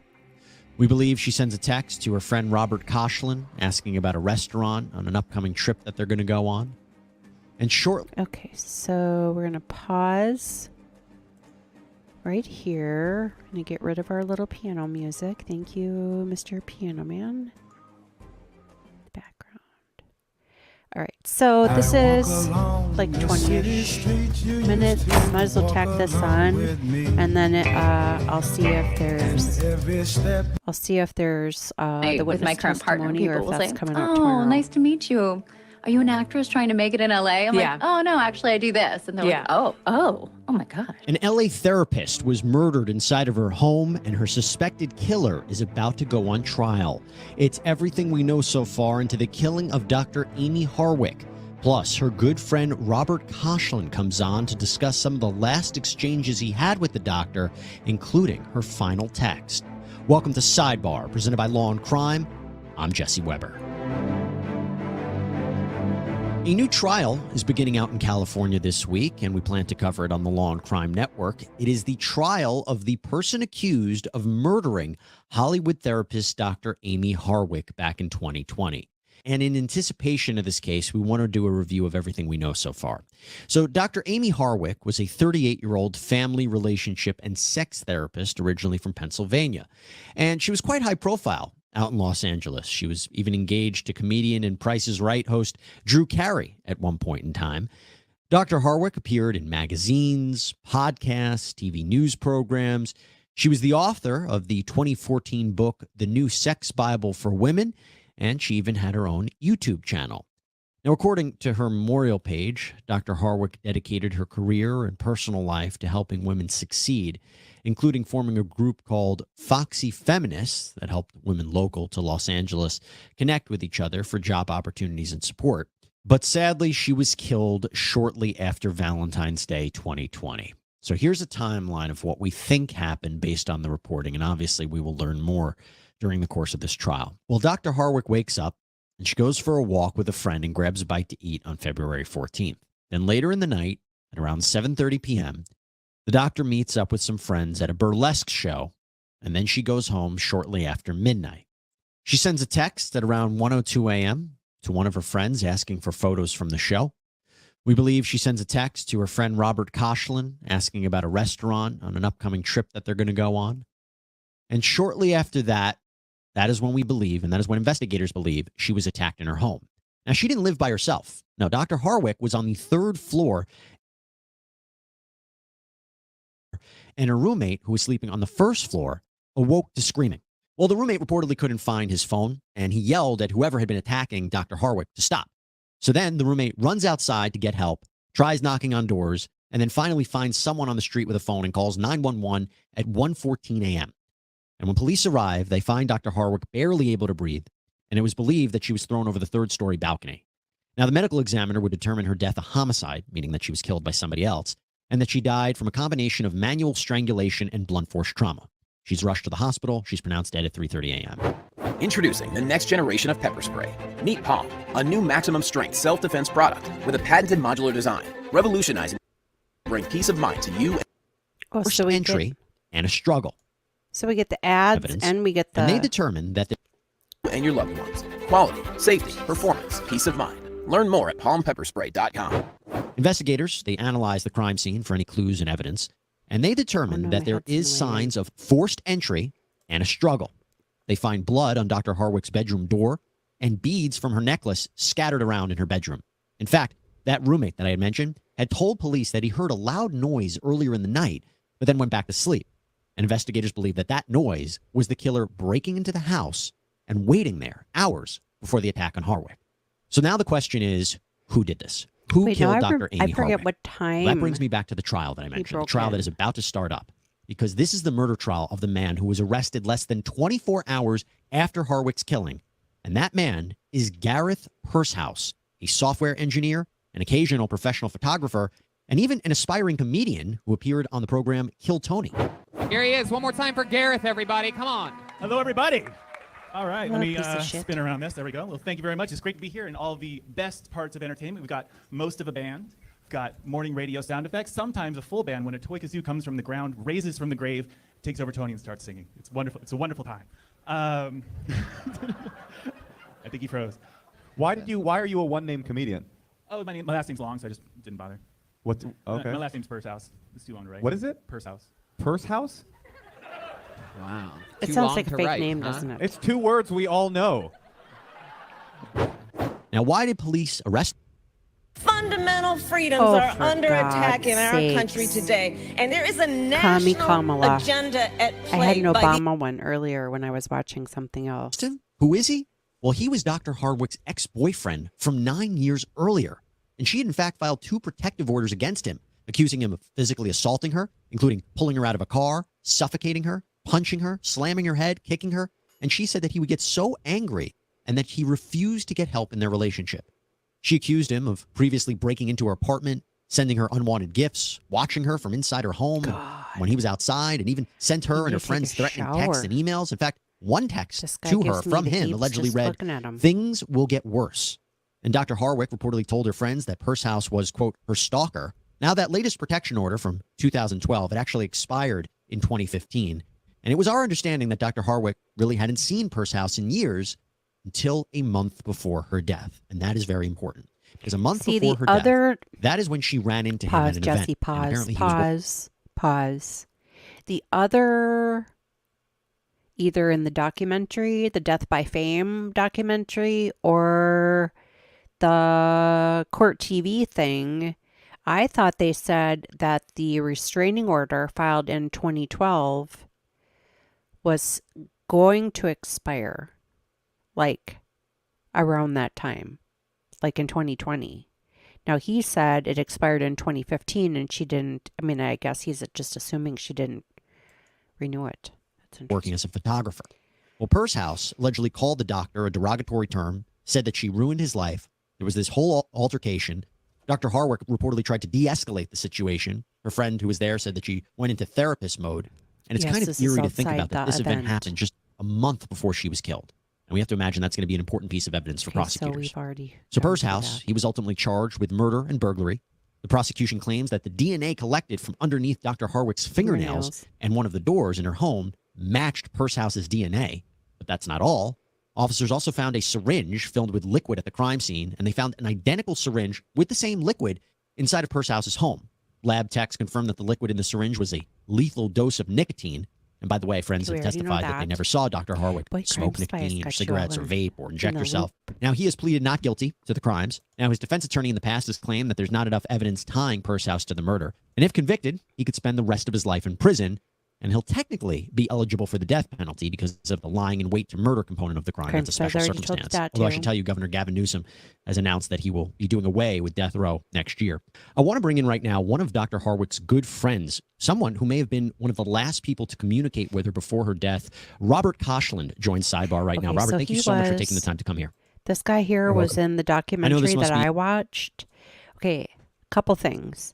He was in the documentary that I watched, Death by Fame, which is brand new. And we watched it on the Rumble channel this morning.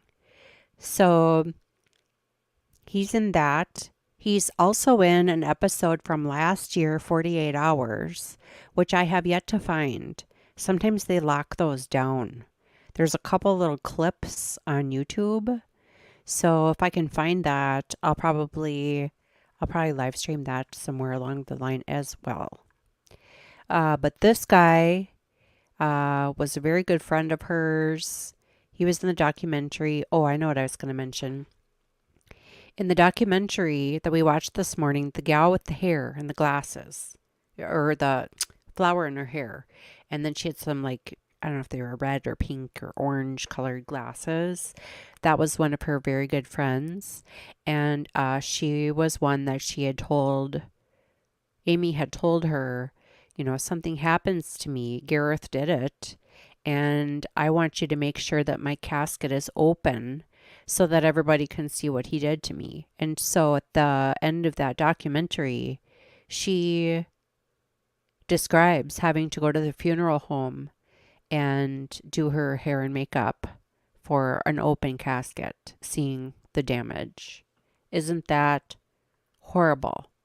That was at the end of this morning's documentary. It's just, this is just awful.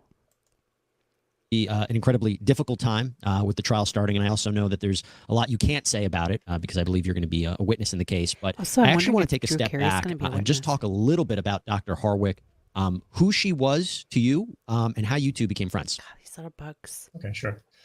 Amie Harwick was my closest friend, and we pretty much connected after doing a photo shoot. We met at a party, but we did this photo shoot about, I want to say, like 6 months to a year later. And at that photo shoot, We just found out we were just super like compatible in terms of like the way we thought about things, about our interests, the fact that we both literally worked at the same mall as teenagers, but at different time periods because I'm older than her. And so we had all these like crazy things in common. She was just a super smart, super interesting, always on the go, super fun person just to be around. You could just tell just by like her home and crazy ideas. her videos. As I was researching and learning a little bit more about her, I heard from people who said that she would always ask a ton of questions, and she was really interested in knowing the person that she was speaking with and was so engaged, which, you know, obviously as a therapist, that makes sense, but it also shows her as a person, how social she was and how much she was actually interested in people, right? Mm-hmm. Yeah, she was definitely, when she walked into a room, everybody was excited to see her because she was just such a cool person. And if you talk to her within minutes, you'd be like, oh my God, I love this person. I want to be friends with them, because she was genuinely interested in what you did, anything you had to say. Now, you know, obviously some people were more interesting to her than others. And she particularly liked people that did weird jobs or had kind of unusual hobbies or things like that, because then she would relentlessly question them about every detail of it to learn, just to learn, because she was always interested in people. Do you remember the last time you saw her face to face? Yeah, I did. A couple of days before the murder, she and my ex-wife and I went to see a movie. We went to see a movie called The Lodge, which is like a horror movie, and in Hollywood. And I recall we went to the movie and then we had dinner afterwards. And I was thinking, oh, we should take photos, because she loved to take photos. Every time we got together, she was like, let's take photos. But I didn't. She had rushed over, so I thought, well, you know, she like as made up as she wants to be or whatever, even though she wouldn't have cared. So I thought about it while we were sitting there, and I didn't take it. And then of course later I was like, oh, we should have taken photos. But yeah, that was like Tuesday of that week was the last time I saw her in person. And when you found out what happened, I mean, after just seeing her, my understanding is you might have sent one of the last text messages to her before she died. What was your reaction when you found out the news? Yeah, I think, you know, I had sent the text message sometime prior to that, but she responded just before. Well, I mean, I was pretty devastated, obviously. I was in the police station when I found out, you know, the details. So yeah, it was, you know, surreal, I guess. You know, I think when something like this that's huge happens, you don't process it. You just are like, no, everything's fine. You know, I don't, you know, it's not, but like, you just don't, it's hard to comprehend. And I guess it's different for everybody. I mean, some people obviously, when they heard the news, really, you know, freaked out. I was kind of a little stoic and definitely spaced out about it, you know, and I think I am to this day, to be honest. Well, the conversation that you had with her, the text messages, what was it about, if you don't mind sharing? Yeah, we were messaging about going on a trip. So we had tickets to go to London and then to Edinburgh, Scotland. So I had messaged her about a restaurant that I wanted to go to that I thought she would like, called the Witchery in Edinburgh. And she responded that her last text to me was like, that looks cool, or something to that effect. Because I knew she'd like it. And so obviously we didn't go. It was going to be in April of 2020. And between the murder and the pandemic and everything, it didn't happen. So on New Year's Day of this year, I actually flew up to Edinburgh from London just to go to that restaurant because I felt like it was kind of like a pilgrimage. I needed to go do it. And it's a cool restaurant. So. Yeah. And our understanding is, based on the timeline, that message might have been the last communication she had with someone before she was ultimately killed. Is that your understanding as well? Yeah, I believe it was a few minutes before. When it came out that Gareth Pursehouse was the person suspected and ultimately arrested, were you surprised?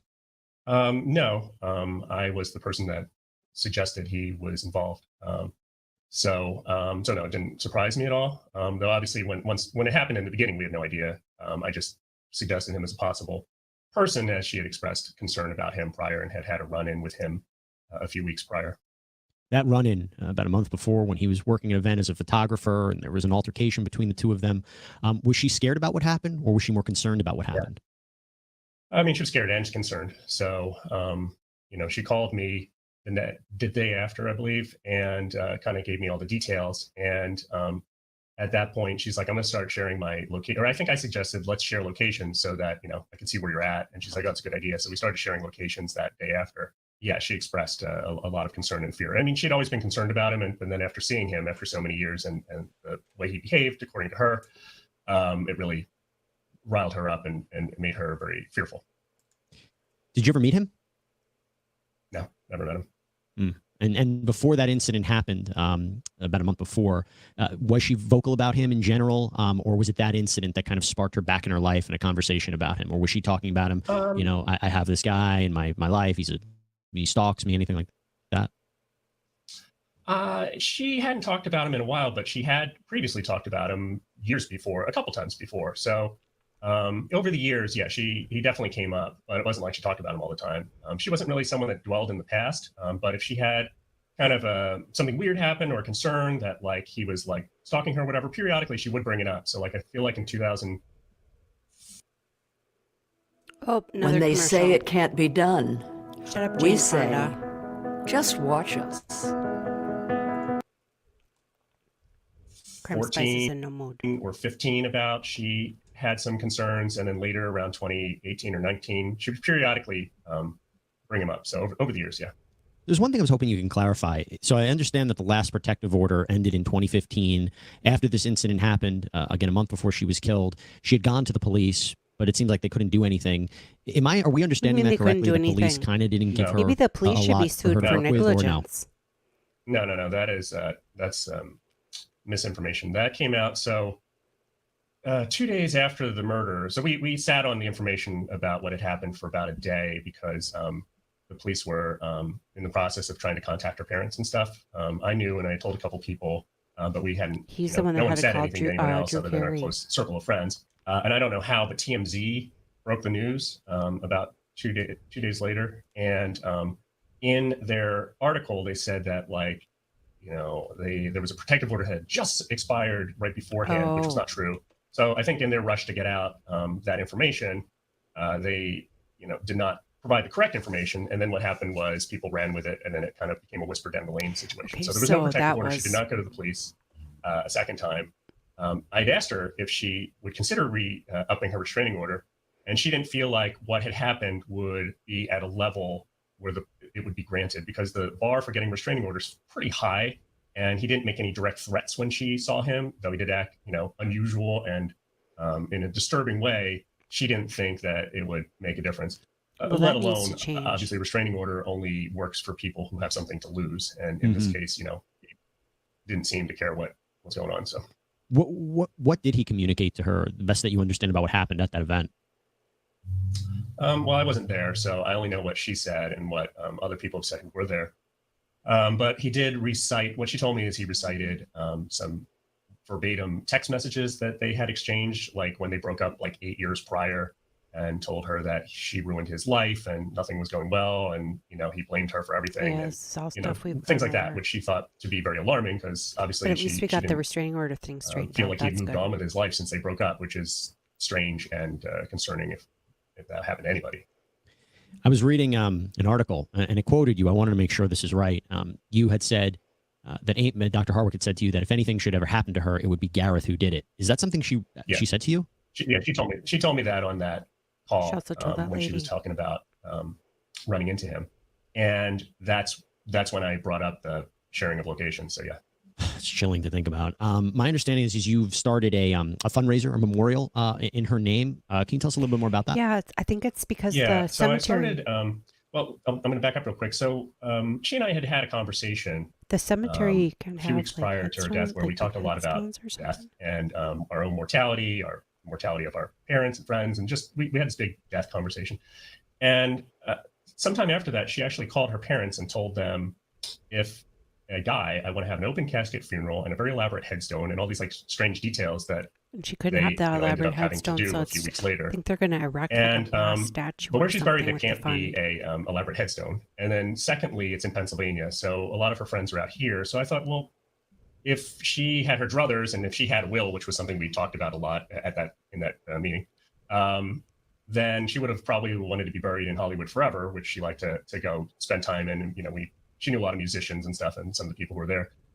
So I thought, well, what if we raise money to build a statue memorial in Hollywood forever?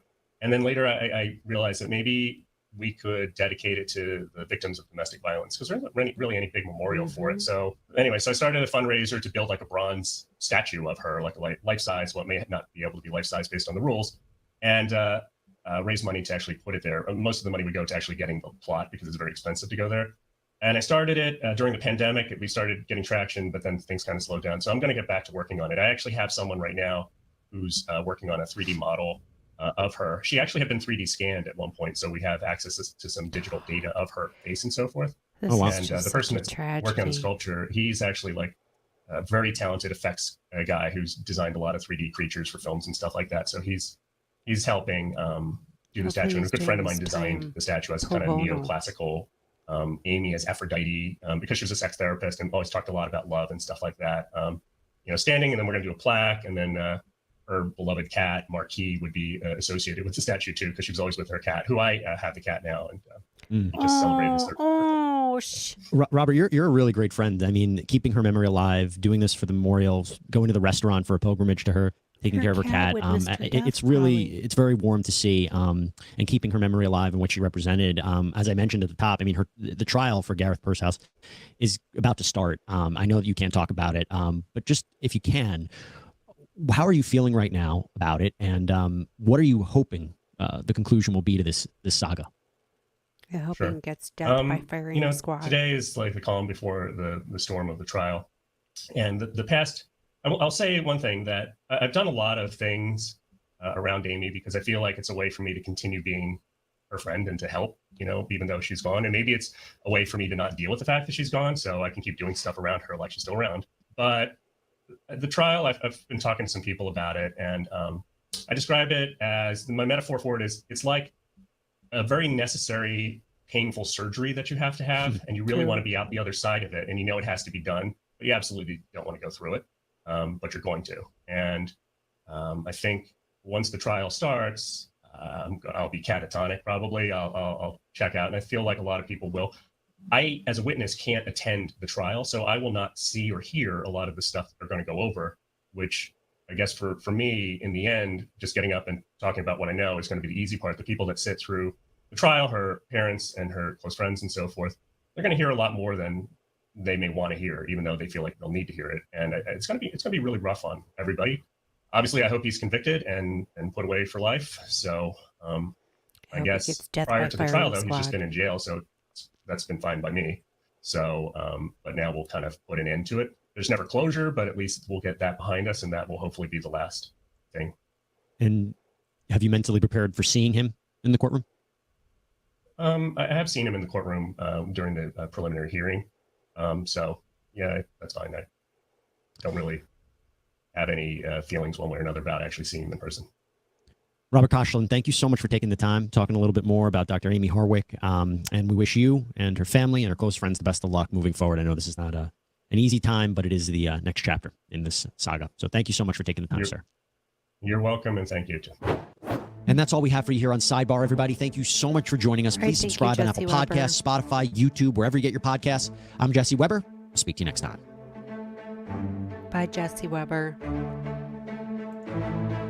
All right, let's see if Pursehouse has the witness. Ready, set, get to Kohl's for clearance savings too good to miss. Save up to 70% while you still can with new markdowns taken on everything you need for summer days and every day.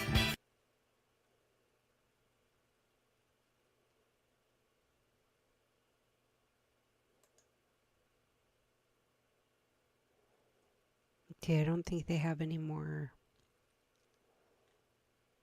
Nope. We've seen them all. I have bait for those little bugs. Somebody must have left some fruit in the garbage can or something. Oh, great.